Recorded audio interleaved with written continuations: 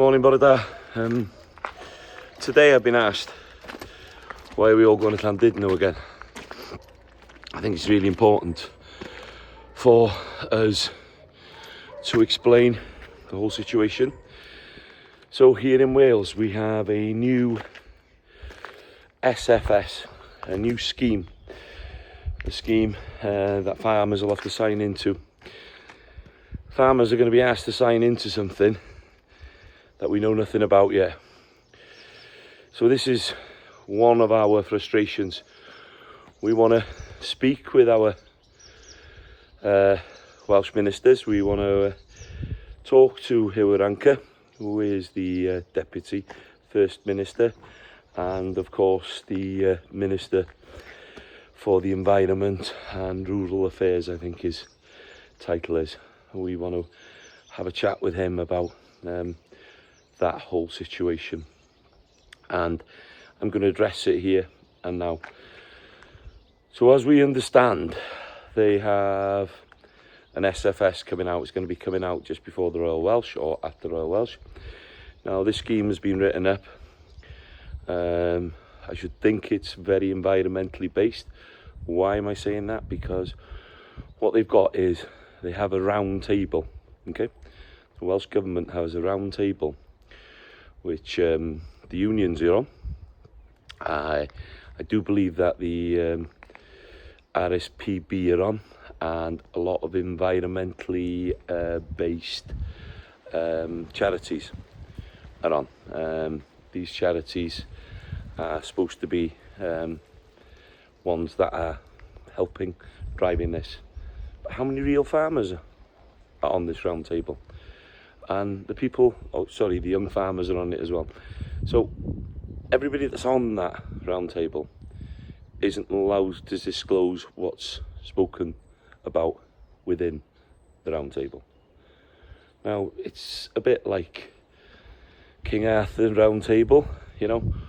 These are not secrets. These are our future.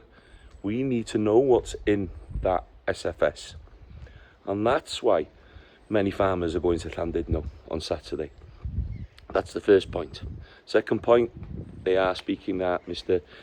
Keir Starmer is going to be there, and we are very disappointed in Keir Starmer as well. Keir Starmer went to the NFU conference before the election and said how he was going to protect family farms. On the first budget, as you know, he brought inheritance tax in. Why are farmers very, very angry about that? Because we have a 1% return on our capital.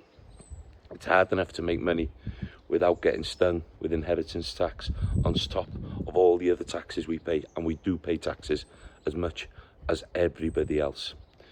So that's number two. Number three, in Wales, I'm going to talk about TB. TB is absolutely devastating family farms here in Wales. Devastating them, and it's heartbreaking to see cows heavily pregnant being shot on the yard. Now I was challenged on this the other day. Well, I know it's factual. It's happened a month ago on a friend of mine's farm, and I've got the evidence. I'm not going to show it, but the evidence is there. So it's still happening, and people can say what they want. I am not telling lies. This is factual. Now, TB, I believe, is caused by the spread of an overpopulation of a big mammal. And you know what mammal that is, the badger. Now, as a boy, when I was on this farm, I would walk this farm at night and we would see many, many hedgehogs. When we were lamping and shooting rabbits, they were there. Now, hardly ever see a hedgehog. Why? Because we've got an overpopulation of a big mammal, which is, the badger. We need to address it.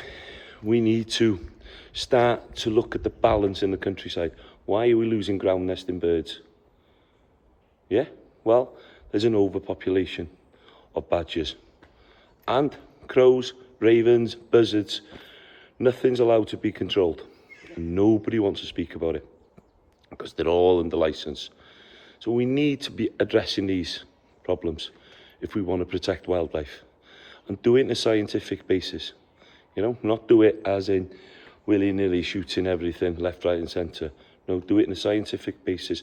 Look at then, when we reduce the numbers of these mammals, of badgers, we look at the scientific evidence of how hedgehogs are bouncing back, how ground nesting birds are bouncing back, how bumblebees are coming back on the farm. These are all relevant points to what we do. Right, we're up to number 3, which is the MVZs. The MVZs, it's the nitrate vulnerable zones here in Wales. Well, the whole of Wales now is farming under a calendar. And that is ridiculous. You know, there is areas in Wales, I would totally agree, that need to be under MVZs if they're close to rivers.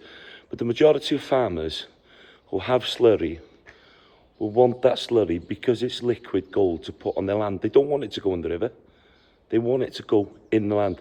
And we have heard for many, many years, the farmers are polluting this, the farmers are polluting. Now we're beginning to see how much shit is going into the waterways, and it's coming from water companies, not-for-profit water companies here in Wales, which are throwing waste, crap, sewage into our waterways, and farmers have been blamed for it for many, many years. That's number 3. So number 4 now is the blue tongue. Wales is in a blue tongue zone, so we have been closed off from England. So anything from England wanting to come into Wales is going to have to be tested, and that is going to cost £30 to £40. It is absolutely ridiculous. There should be an open border. This is going to affect businesses. This is going to affect a lot of auctions, a lot of breeding stock. It is something that they haven't looked at the science and they haven't listened to the farming communities.